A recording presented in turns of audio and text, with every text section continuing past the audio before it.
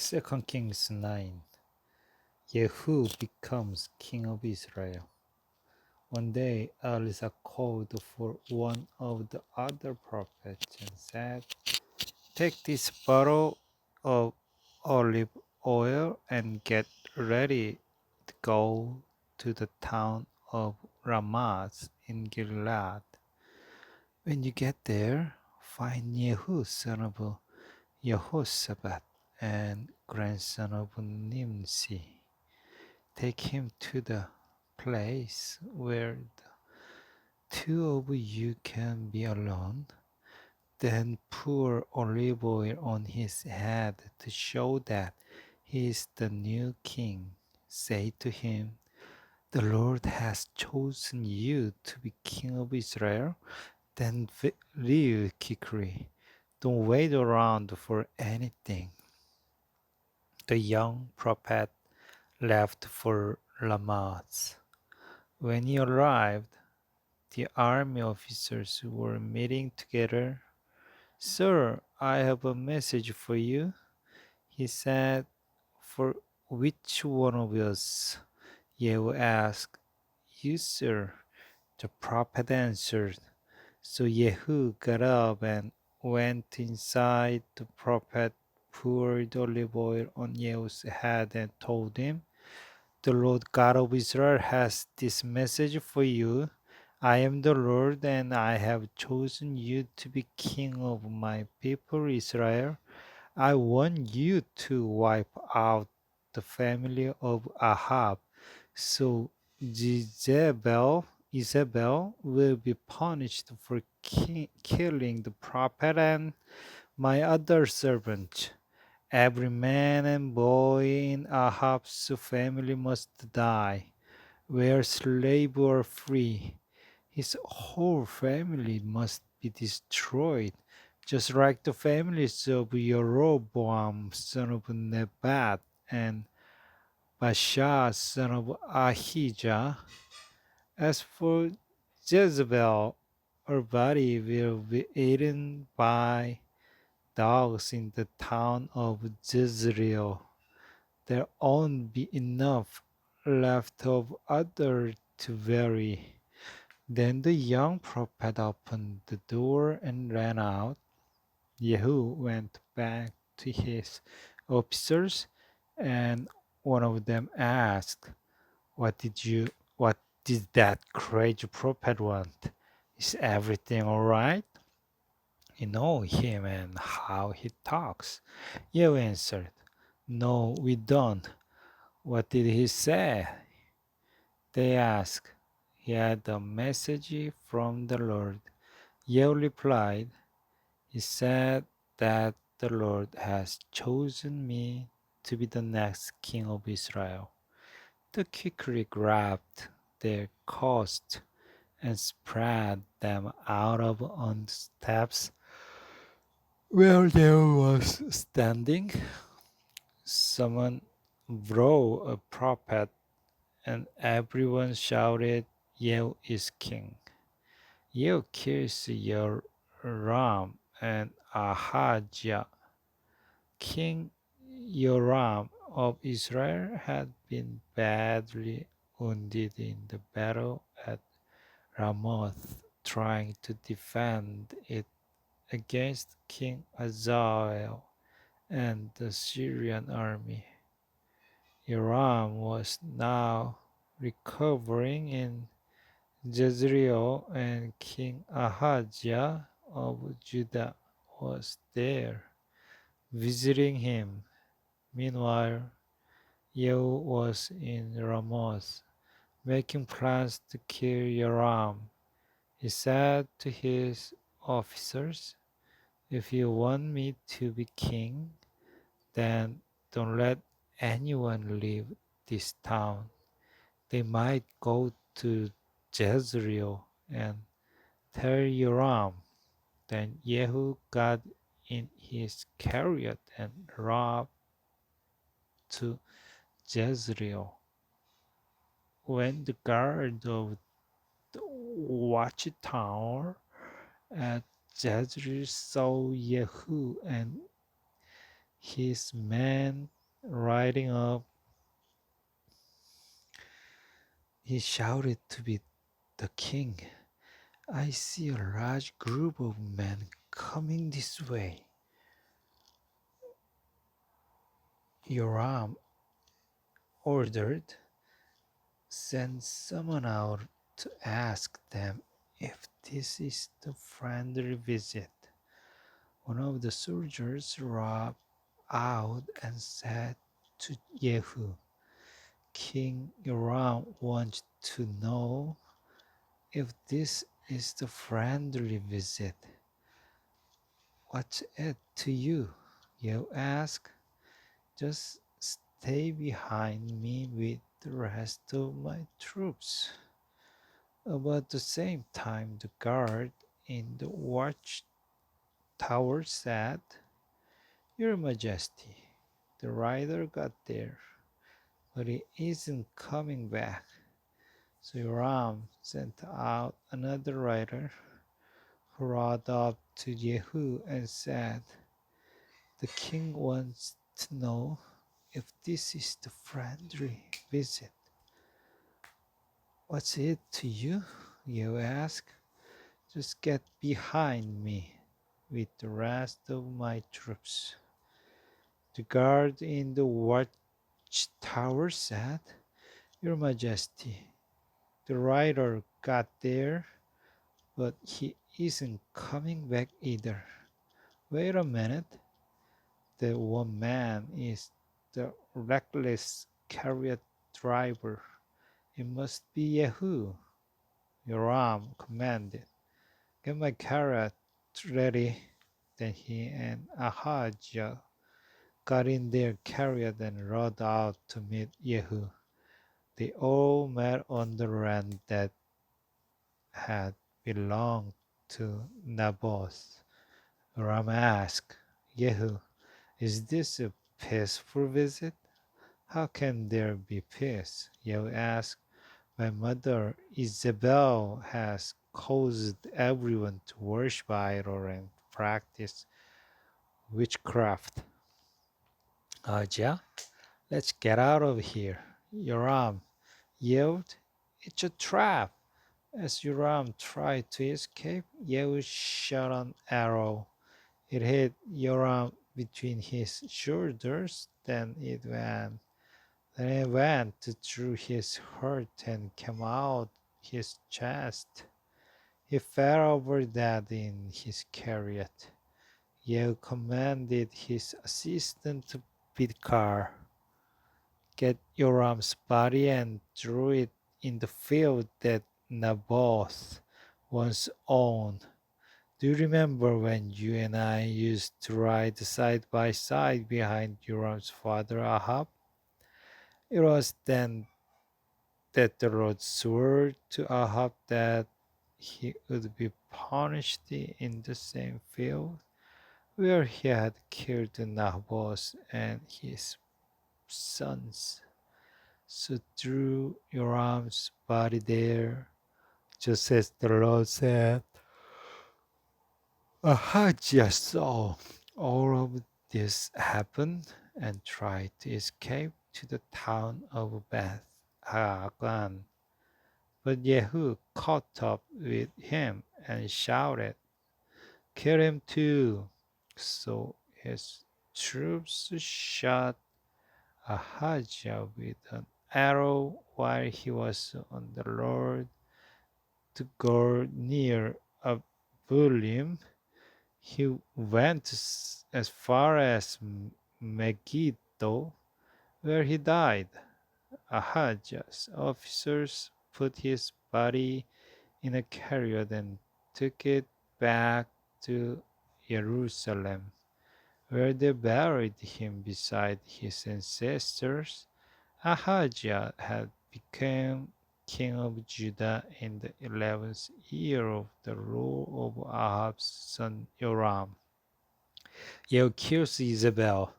Jehu headed toward Jezreel, and when Isabel heard he was coming, she put on eye shadow and brushed her hair. Then she stood at the window, waiting for him to arrive. As he walked through the city gate, she shouted down to him, "Why did you come here, you murderer? To kill the king?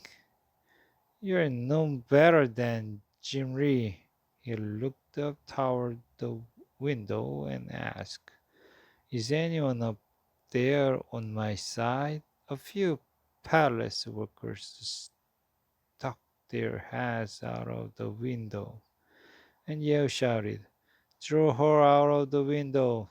They drew her down, and her blood splattered on the walls and on the horses that trampled on her body. Yeo left to get something to eat and drink. Then he told some workers, even though she was evil, she was a king's daughter, so make sure she has a proper burial. But when they went out to bury her body, they found only her skull, her hands, and her feet. They reported this to Jehu, and he said, "The Lord told Elijah the prophet that Jezreel's body would be eaten by dogs right here in Jezreel, and he warned that her bones would be spread all over the ground like manure, so that no one could tell who it was." 2 Kings 10. Yehu kills all the Ahab's descendants. Ahab still had 70 descendants living in the Samaria. So Yehu wrote a letter to each of important leaders and officers of the town, and to those who supported Ahab. In the letters he wrote, "The town is strong and you're protected by chariots and an armed cavalry, and I know that King Ahab's descendants live there with you. So as soon as you read this letter, choose the best person for the job and make him the next king." Then he prepared to defend Ahab's family. The officers and leaders read the letters and were very frightened. They said to each other, "Yehu has already killed King Yoram and King Ahijah. We have to do what he says."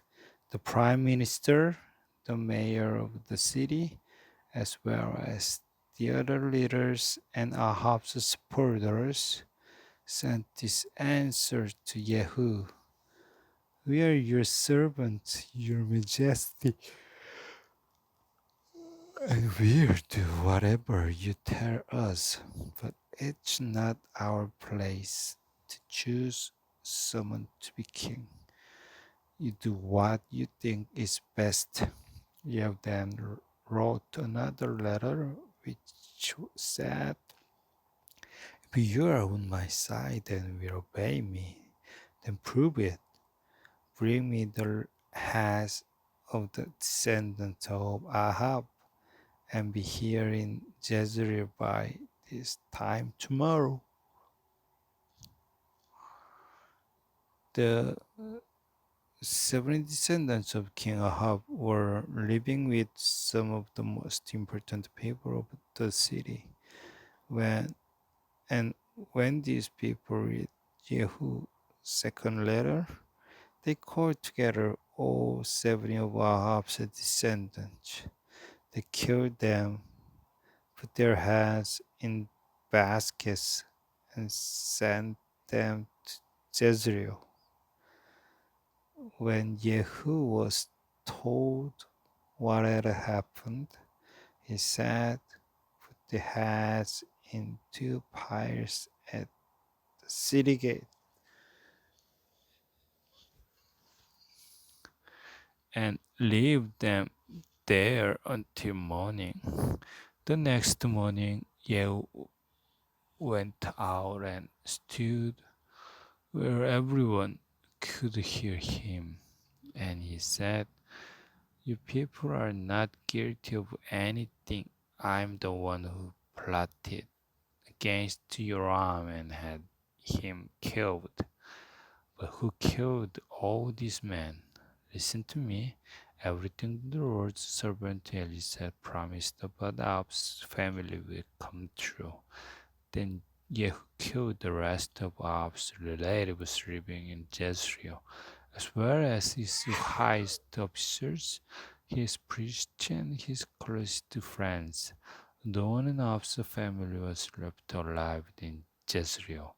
Jehu left for Samaria, and along the way he met some ladies of King Ahijah of Judah, at the place where shepherds meet. He asked, "Who are you?" "We are relatives of Ahijah." Uh, they answered, "We are going to visit his family." "Take them alive," Jehu said to his officers. So they grabbed them and led them to the wall near the shepherds' meeting place, where they killed all 42 of them. As Jehu went on, he saw Jehonadab, son of Rechab, coming to meet him. Jehu greeted him, then said, "Jehonadab, I am on your side. Are you on mine?"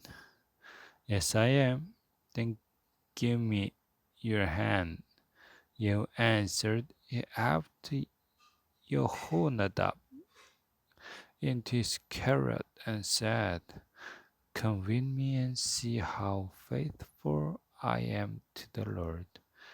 They rode together in Jehu's chariot to Samaria. Jehu killed everyone there who belonged to Ahab's family, as well as all his officers. Everyone in his family was now dead, just as the Lord had promised Eliah. Jehu kills all the worshippers Baal. Jehu called together the people in Samaria and said, "King Ahab sometimes worshipped Baal, but I will be completely faithful to Baal. I'm going to offer a huge sacrifice to him." So invite his prophets and priests, and be sure everyone who worships him is there. Anyone who doesn't come will be killed. But this was a trick. Jehu was really planning to kill the worshippers of Baal. He said, "Announce a day of worship for Baal." After the day had been announced, Jehu sent an invitation to everyone in Israel. All the worshippers of Baal came, and the temple was filled from one end to the other. Jehu told the officer in charge of the sacred robes to make sure that everyone had robe to wear. Jehu and Jehonadab went into the temple, and Jehu said to the crowd, "Look around and make sure that only the worshippers of Baal are here. No one who worshipped the Lord is allowed it in." Then they began to offer sacrifices to Baal. Earlier, Jehu had ordered 80 soldiers to wait outside the temple. He had warned them, I will get all these worshippers here. If any of you let even one of them escape, you will be killed instead.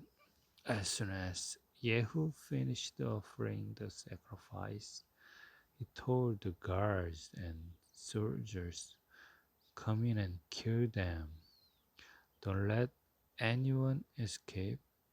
They slaughtered every one of the crowds and threw the bodies outside. Then they went back into the temple and carried the out of image of Baal. They burned it and broke it into pieces. Then they completely destroyed the Baal's temple, and since that time it's been nothing but a public toilet. That's how Yahoo stopped the worship of Baal in Israel. But he did not stop the worship of gold statues of calves at Dan and Bethel that Jeroboam had made for the people to worship. Later the Lord said, Yehu, you have done right by destroying Ab's entire family, just as I had planned. So I will make sure that the next 4 kings of Israel will come from your own family. But Yehu did not completely obey the commands of the Lord God of Israel. Instead, he kept doing the sinful thing that Jeroboam had caused the Israelites to do.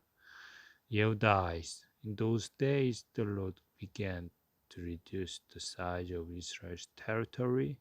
King Hazael of Syria defeated the Israelites and took control of the region of Gilead and Bashan, east of Jordan River and north of town of Aroer near Arnon River. This was the land where the tribes of Gad, Reuben, and Manasseh had once lived. Everything else Jehu did while he was king, including his brave deed, is written in the history of the kings of Israel. Jehu died and was buried in Samaria, and his son Jehoahaz became king.